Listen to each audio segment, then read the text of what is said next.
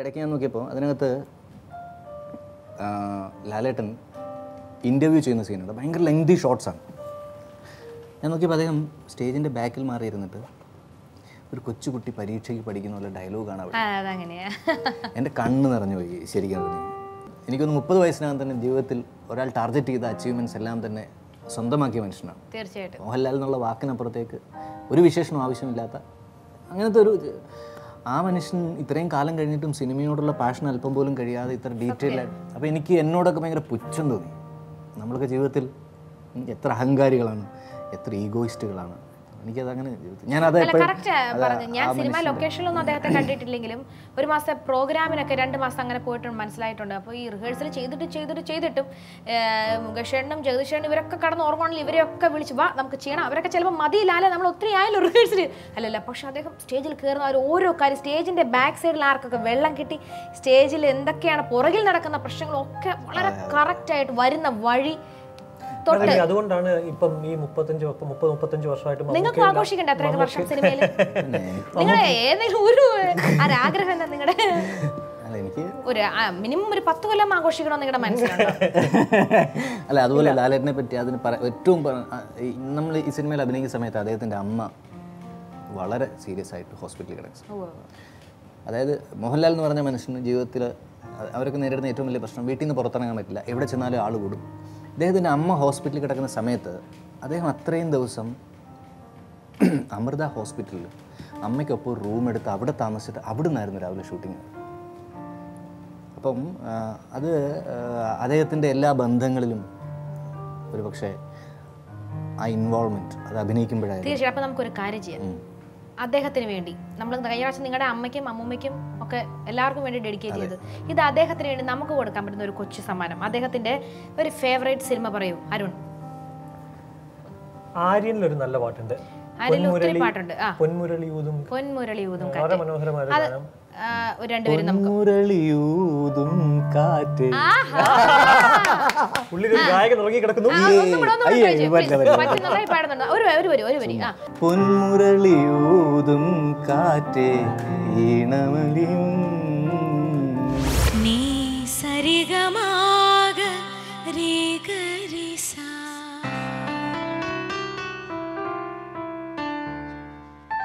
പൊന്മുരളിയൂതും കാറ്റിൽ ഈണമലിയും പോലെ പഞ്ചമം തേടും കുയിലിൻ താളമിയലും പോലെ കനവിലൊഴുകാൻ ഭാവമായി ആരുമറിയാതെ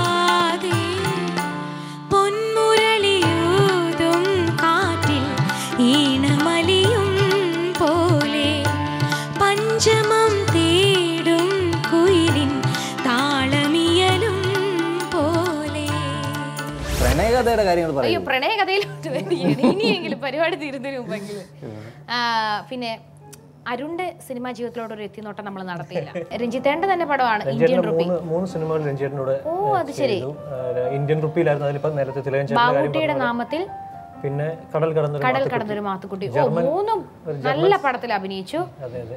അതിലെ ഇന്ത്യൻ റുപ്പിയിലെ ആ ഒരു വരവും അതിൽ തിലകൻ സാറുമായിട്ടുള്ള ഒരു സംഭാഷണം, അതും ആ സിനിമയിൽ ഏറ്റവും കണ്ണ് നനയിക്കുന്ന ഒരു രംഗമായിരുന്നത്. ഏറ്റവും കയ്യടി കിട്ടിയ ഒരു രംഗമായിരുന്നു. കാരണം തിലകൻ ചേട്ടൻ്റെ ഒരു ഔട്ട്സ്റ്റാൻഡിങ് പെർഫോമൻസ് ആയിരുന്നു. കാരണം അദ്ദേഹം കുറച്ച് കാലങ്ങൾക്ക് ശേഷം തിരിച്ചു വന്നിട്ട് അദ്ദേഹം ഒരു സിനിമ ചെയ്യുന്നു. പിന്നെ രഞ്ജിയേട്ടൻ്റെ വളരെ ഇന്റൻസിറ്റിയുള്ള ഡയലോഗുകളായിരുന്നു.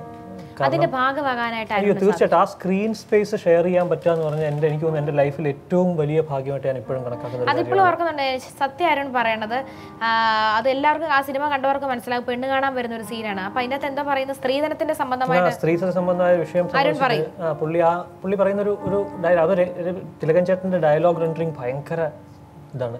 നമ്മളോടൊക്കെ ഞാനൊക്കെ പറയുമ്പം എന്നോട് നമ്മുടെ അടുത്ത് വന്നിട്ട് ബ്രേക്കിന് സമയത്തൊക്കെ പറയും അത് ഇങ്ങനെ പറയണം, അത് കുറച്ചുകൂടെ ലെങ്തി ആക്കിയിട്ട് പറഞ്ഞു കഴിഞ്ഞാൽ അത് കുറച്ചുകൂടി ഇമ്പാക്റ്റ് കിട്ടും. അത് നമുക്ക് അങ്ങനെ വളരെ ആ ഒരു മനുഷ്യൻ എത്ര വർഷം അദ്ദേഹം ഈ ടേക്ക് എടുക്കുന്ന സമയത്ത് ഇത് പറഞ്ഞപ്പോൾ നിങ്ങളുടെ ഒക്കെ കണ്ണ് അയ്യോ തീർച്ചയായിട്ടും വിശന്നു വലഞ്ഞു കയറി വന്ന വൃദ്ധന് അറിഞ്ഞ ആഹാരം വിളമ്പാൻ തയ്യാറായ മനസ്സുണ്ടല്ലോ, അതാണ് നിനക്ക് കിട്ടാൻ പോകുന്ന ഏറ്റവും വില കൂടിയ സ്ത്രീധനം. അല്ലാണ്ട് പെണ്ണ് നൽകുന്ന സ്വർണവോ അല്ലാണ്ട് വേറൊന്നും അല്ല. നല്ലൊരു മനസ്സുണ്ടാകുക, കെട്ടാൻ പോകുന്ന പെൺകൊച്ചിന് നല്ലൊരു സ്വഭാവം ഉണ്ടായിരിക്കുക. പക്ഷെ അതിൽ ഈ ഒരു സിനിമയിൽ ഒരൊറ്റ സീനേ ഉള്ളെങ്കിലും അത്ര ഇൻറ്റൻസീവ് ആയിട്ടുള്ളൊരു സീനായിരുന്നു അത്. എനിക്ക് തിലകൻ ചേട്ടൻ്റെ നമ്മൾ പറഞ്ഞുകൊണ്ടിരുന്നപ്പം തിലകൻ ചേട്ടനുമായിട്ടുള്ളൊരു എനിക്ക് ഏറ്റവും ലൈഫിൽ ഏറ്റവും അവിസ്മരണീയമായിട്ട് തോന്നിയിട്ടുള്ളൊരു കാര്യം തന്നെയാണ് അദ്ദേഹത്തെ പോലെ. പിന്നെ ഞാൻ നേരത്തെ പറഞ്ഞില്ല, അദ്ദേഹം നമ്മുടെ അടുത്ത് വന്നിട്ട് പറഞ്ഞു തരിക ഒരു ആവശ്യമില്ല. പുള്ളിയെ പോലെ ഒരാൾക്ക് നമ്മളെപ്പോലെ പുതിയൊരാളുടെ അടുത്ത് അങ്ങനെ നമുക്ക് പേടി. ജഗതി ചേട്ടനെ പറ്റിയാണെങ്കിലും തിലകൻ സാറിനെ പറ്റി നമ്മൾ കേട്ടേക്കുന്ന ഭയങ്കരമായിട്ട് ചൂടാവും അങ്ങനെയൊക്കെ നമ്മൾ കേട്ടിട്ടുണ്ട്. ഒരിക്കലും ഇല്ല. സ്ക്രീൻ അത് ശരിക്കും നമ്മൾ 7 മണിക്ക് ഷൂട്ടിംഗ് തുടങ്ങുകയാണെങ്കിൽ 6:45 സെറ്റിലെത്തും. അവരെ ഷൂട്ട് കഴിഞ്ഞാലും അവർ വൈകുന്നേരം, കാരണം അപ്പോൾ അവർ പറയുന്നത് ഇന്നത്തെ ദിവസം ഈ പടത്തിനാണ് ഞാൻ കൊടുത്തിരിക്കുന്നത്. അപ്പോൾ ഞാൻ അഭിനയിക്കുന്നുണ്ടോ ഇല്ലെന്നുള്ള ഞാൻ ഇവിടെ ഉണ്ടാവുക എന്നുള്ളതാണ് കാര്യം എന്ന് പറയുന്നത്.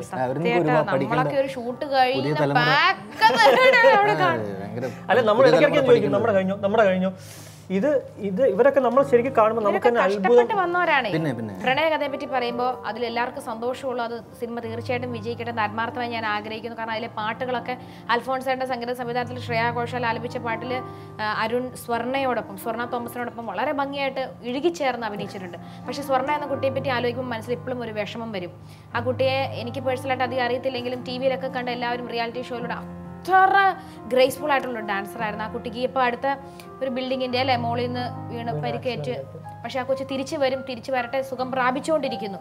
അരുണിനെ സംബന്ധിച്ച് ഭയങ്കര ഷോക്കായി പോയി കാണും അല്ലേ? അത് തീർച്ചയായും ഞങ്ങളൊക്കെ തന്നെ ഞങ്ങൾ രണ്ടുപേരും ഞങ്ങളോടൊപ്പം 40 ദിവസത്തോളം നമ്മുടെ കൂടെ ഷൂട്ടിംഗ് ലൊക്കേഷനിൽ വളരെ എനർജറ്റിക് ആയിട്ടുള്ള ഗ്രേസ്ഫുൾ ആയിട്ടുള്ള ഡാൻസർ എന്ന് പറയുന്ന പോലെ തന്നെയാണ് ലൊക്കേഷനിൽ ഭയങ്കര എനർജി വൈബ്രേറ്റ് ചെയ്യുന്ന ഒരു അതായത് നമ്മളിപ്പോൾ ഭയങ്കര ടെൻഷനിലൊക്കെ നിൽക്കുമ്പോൾ ഇതൊക്കെ ആക്കുമ്പോഴും ഭയങ്കര എനർജിയോടെ കാര്യങ്ങൾ സമീപിക്കുകയും വളരെ ഇപ്പോൾ റിമിയൊക്കെ നേരത്തെ ഗോവിന്ദൻ പറഞ്ഞ പോലെ തന്നെ ഭയങ്കര ഓപ്പൺ ആയിട്ട് ബിഹേവ് ചെയ്യുകയൊക്കെ ചെയ്യുന്ന ഒരു കുട്ടിയാണ്. നമുക്കതൊരു ബാക്കി എല്ലാം വിട്ടു കഴിഞ്ഞാലും ആ കുട്ടി ഒരു ഡാൻസറാണ് ബേസിക്കലി. എനിക്കൊന്ന് സൗത്ത് ഇന്ത്യയിലെ 2 റിയാലിറ്റി ഷോയിൽ വിന്നർ ആയിട്ടുള്ള ഏക ഡാൻസറൊക്കെയാണ്.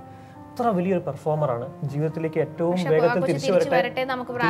തീർച്ചയായും. കാരണം ഡോക്ടേഴ്സ് ശരിക്കും അതിന്റെ പെയിൻ അറിയുള്ളൂ. ഞാനൊക്കെ പുറത്തു നിൽക്കുന്ന കാണുന്നവരാ. നിങ്ങൾ 40 ദിവസം വർക്ക് ചെയ്യുമ്പോൾ നമുക്കറിയാലോ എത്രമാത്രം അറ്റാച്ച്മെന്റ് വരുമെന്ന്. അതെ.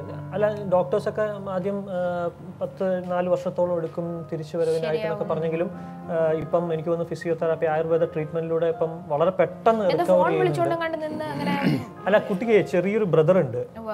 അവര് തമ്മിൽ എന്തോ ഓടി കളിക്കുന്ന ഇടയ്ക്ക് സ്റ്റെയറിന്ന് സ്ലിപ്പായി പോയതാണ്. വളരെ 6th പഠിക്കുന്ന എല്ലാവരും ശ്രദ്ധിക്കുക, ഫ്ലാറ്റുകളിൽ താമസിക്കുന്ന എല്ലാവരും ശ്രദ്ധിക്കുക.